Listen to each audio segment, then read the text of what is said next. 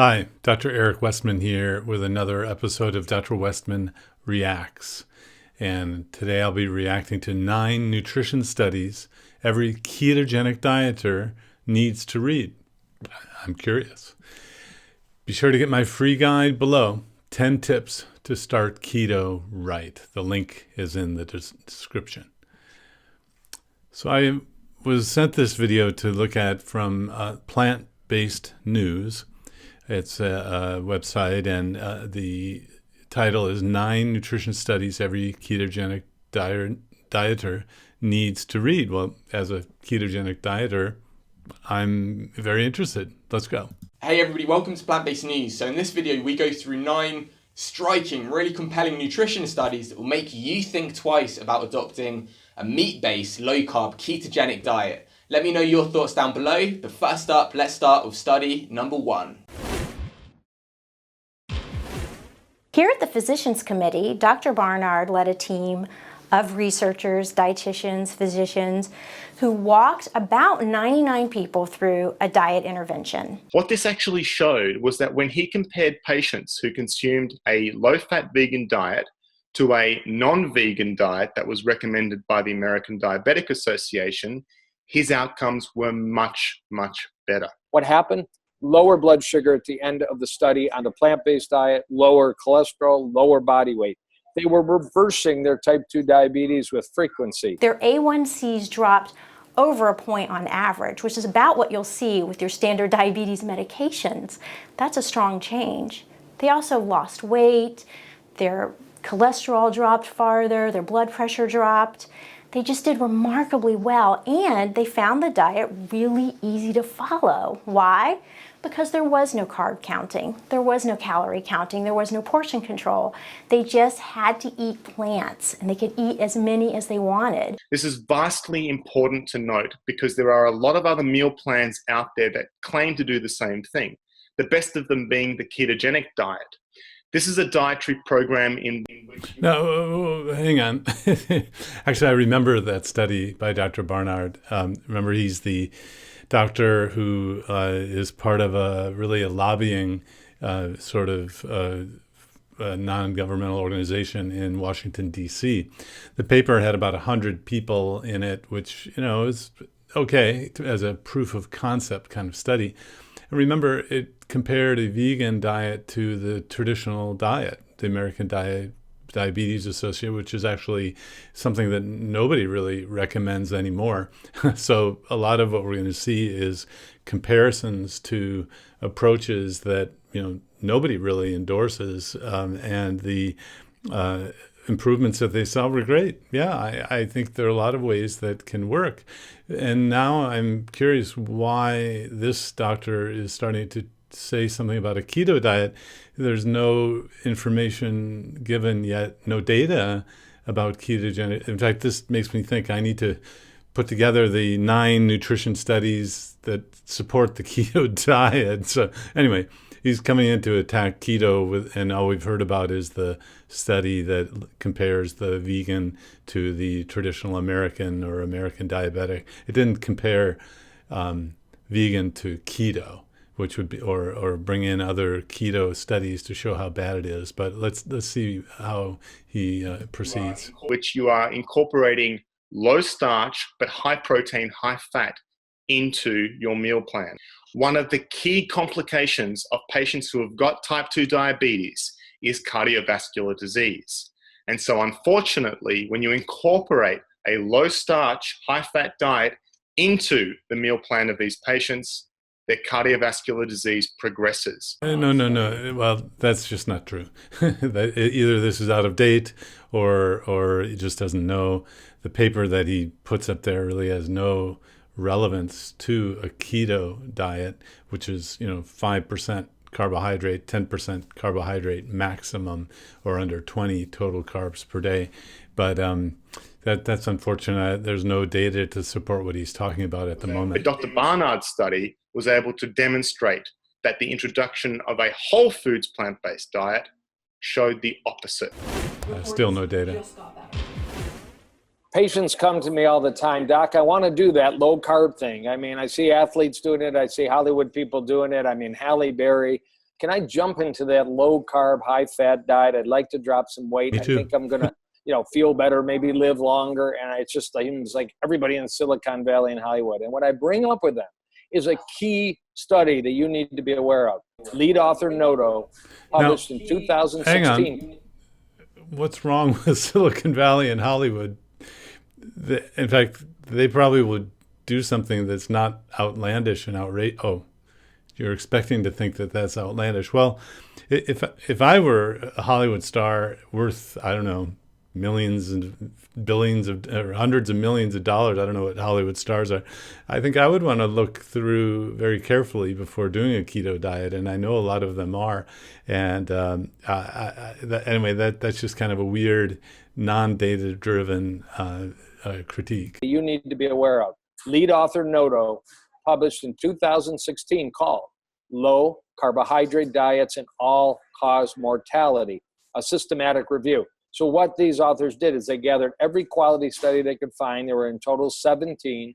There were more than 270,000 people in these studies. These people had answered the question, what is my diet like? And those that answered in a way that was low carb, high fat, based on animal foods, had an important side effect in follow-up. That side effect was that their all-cause mortality, any chance of dying, was increased. So that's what I call the skeleton in the ketogenic diet that not only Noto, but 6 other studies of large size and quality have pointed out in peer-reviewed, respected journals, that when you adopt an animal-based, low-carb, high-fat, we can insert the word ketogenic diet there, you are exposing yourself to 7 studies, including Noto being a huge one, that suggest the long-term risk is actually early death. Short-term, you might drop a few pounds. There's a lot of ways to do that, and I'd suggest you do that whole food, plant-based, no salt, oil, sugar diet. But when you're doing it with an animal low-carb diet, you need to know Noto, and you need to put it in context of this ketogenic craze and say no to keto when it's coming from animals. Well, there's a lot to unpack there. You really didn't say anything about high-carb vegetarian diets in that study, and yet he says that's best. And you have to understand these studies, while in peer-reviewed journals, that's true, are what's called nutritional epidemiology. Nutritional epidemiology is not an experimental trial where you take 2 groups and you randomize ideally, meaning people don't get a choice of what to eat or drink, whatever intervention it is. This nutritional epidemiology is you ask people what they eat, basically what he said, and then you follow them over time, and then you assume that what people ate is the only factor that is going to be separating or the 2 groups. So there's so many different factors. I mean, it's called confounding. There's exercise, there's smoking, there's all these different things. So that nutritional epidemiology in the evidence-based medicine view is something called hypothesis generating research, meaning you would never draw a conclusion from this. It's just not solid information. It's not like an experiment to really know that that's the factor that's doing it. I know that study pretty well, and I'm a ketogenic diet follower myself, and I'm not persuaded to not follow a keto diet based on those studies because the type of research is just not high quality. And then you're going to hear what I'm hearing already is it's high quality, peer-reviewed science. Well, that doesn't matter. You can actually publish a paper and have it retracted later. I mean, just because it's published doesn't mean it's solid experimental evidence. But let's keep going. One of the problems with a conventional high-fat, low-carb diet is that up to 1/3 of people who do it notice an increase in their cholesterol levels. Now, there are many studies to show us that a whole food plant-based diet is much better for reducing. Well, so wait, first, no data is presented, and already we're hearing that a plant-based diet is better than a keto. I was surprised 20 years ago in the first study I did for weight loss of a low-fat diet and a low-carb diet. People were randomized to one of 2 groups, that some people in the low-fat diet actually had increases in their cholesterol. the total and the LDL, kind of the old way to look at it. So even on a low-fat diet, you can have increases in cholesterol. And while true, you may have an increase in cholesterol on a low-carb diet, the weight loss itself might actually be causing the cholesterol to go up at the beginning. So you don't want to actually worry about the cholesterol as you're losing the weight. And then when you're at that end point, you're at your goal, you want to be sure to introduce the new way of looking at the blood, which is the triglyceride and HDL, not just the total and the LDL. But I'm not yet seeing any data against the idea that cholesterol, is higher. Well, if your good cholesterol is higher, that's a good thing. So beware if someone just says, your cholesterol went up, which one? If it's the good cholesterol, in the older terminology, that went up, that's a good thing. And your total would even go up. So anyway, let's see if there's any data presented. And improving your weight. But for those of you who are already quite set on having a high-fat, low-carb diet, there was a study published in the Annals of Internal Medicine back in 2009 that showed us that if you have a plant-based low-carbohydrate diet, the so-called eco-atkins diet, then you have the potential to reduce your cholesterol even more than what you can achieve with a whole food plant-based diet. So what that tells us is... Let's go back. I remember that paper. And I was a little surprised that David Jenkins, who was really at the time low glycemic only. Low glycemic means lower in carbohydrates, but not keto. So keto being under 20 or 30 total grams per day, you're burning your body fat. So that's what keto is. You're basically on a fat type of metabolism, fatty acids and ketones. So when David Jenkins came out with that, and then also put the title eco-Atkins, I mean, it was a response to the enormous popularity of the Atkins diet. I had met Dr. Atkins and learned a lot from him, and it influenced the research that I did at Duke. But and then what you heard there is you can even adjust the cholesterol better by doing a plant-based version. Well, to me, this is like saying either or there. It's not saying one is bad, and I'm not persuaded. The other theme here is if there's just one study, you always want to have a second study. Ideally, you want to have the second study done by somebody else other than the proponent of or the maker of the drug, for example. So the cholesterol thing is fascinating. It's changing. We're looking at total and LDL in a different way. It's less important than the fact that you have diabetes or pre-diabetes, triglyceride high, low HDL, high blood sugar, high blood pressure, and then also a high abdominal circumference. That's called the metabolic syndrome. So a constellation of heart health, cardiovascular risk incorporates all of these things, not just a blood test. These are more than the blood tests. What tells us is that if you're going for high fat, low carb, always make it plant-based. Well, again, I'm not convinced based on that one study, and then I'm not convinced based on nutritional epidemiology that plant-based is better. I would really like to see a head-to-head clinical trial. Maybe we'll get to see that of a plant-based study versus a keto meat-based study. Then we'll be able to judge head-to-head which one's better. The very famous Dr. Dean Ornish, a physician in San Francisco Bay Area who got into the field of prevention and reversal of disease as a very young man, as a medical student, inspired by a yogini from India, Satchidananda. But he took some Eastern ideas and said, let's study them with the highest tech science. What he did was he took about 50 people who had measurable heart disease, plaque that you could see in an angiogram. Okay, time out. 50 people. So there's a very famous study, and I have to credit Dr. Ornish for putting lifestyle on the map in a world of medical treatments that seem to be just medications and procedures. This is in 1998, so this is over 20 years ago. Although a lot of my research was published in the early 2000s, so I don't think when it was published matters that much. But to have just 50 people in a study showing outcomes of heart failure or heart attacks or coronary artery disease, it just doesn't hold. It can't have shown what an outcome that you would just write home about. This might be a proof of concept study. You'd want to get another study after this one, but I'm afraid this has been too broadly proclaimed as the reason that plant-based, or the proof that plant-based diets lower cardiovascular coronary disease. It's just not plausible that, and it's overgeneralizing the data in this study to say that this is solid proof. It's interesting. It's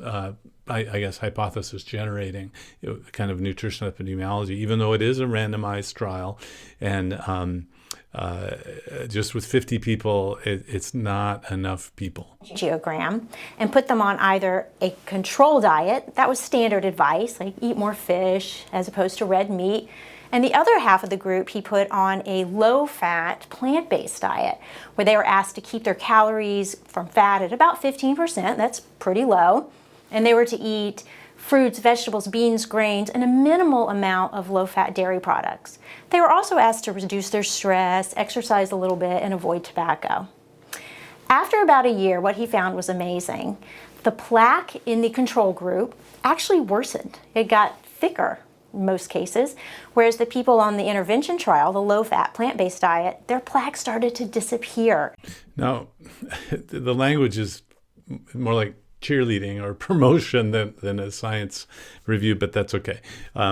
Everyone can be enthusiastic about what they're talking about. The control group was not a keto diet. So if you're going to be criticizing a keto diet based on a diet that showed a vegan diet was better than the regular standard American diet, where's the logic there? So be careful that, again, you're following a keto diet, you want to see information here that says keto is not good. But what you're seeing is information that claims that plant-based is better than the standard American diet. So this is not logical if it's not relevant to me and what I eat. 82% of them actually had plaque formation that was going away. Chest pain had diminished almost immediately in the trial, and their cholesterol dropped dramatically as well. One of the problems with undergoing heart surgery in the United States is the cost, some $30,000 per operation. Yet in this study, patients were able to avoid the need for surgery. It showed that the compliance with using nutrition in the introduction of patient management was very, very high. One of the key things that the ketogenic diet does is that it drives the process of cardiovascular disease. So again, we're not being presented with that evidence because I don't think it exists. It hasn't been presented to me in that way. But this is that same paper, the intestinal microbiome, and I mean, it's not relevant to the food that I eat. So it's just an interesting, it's kind of fallacious. It's not something that's relevant, is it, yet? Disease. We as clinicians want to reverse that. We try and stop that as much as possible. And through the introduction of healthy eating through a whole foods plant-based diet, Dr. Dean Ornish was able to... I totally agree about the healthy eating, but maybe there's more than one way to go about it. So this is, it's pretty biased in that plant-based direction without really any study so far to say keto is bad. For the sake of time, I'm not going to go through the rest of the video. I do remember going through, and there were a couple studies showing that a vegan diet might reduce prostate cancer compared to a standard diet. But great, So I'm really not faced here with any critique of doing a keto diet, like so 9 nutrition studies every ketogenic diet needs to read.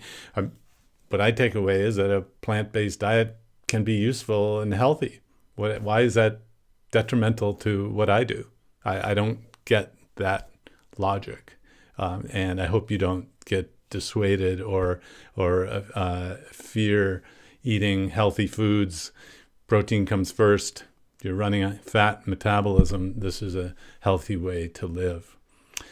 Be sure to get my free guide below, 10 tips to start keto right, if you haven't done so already. The link is in the description.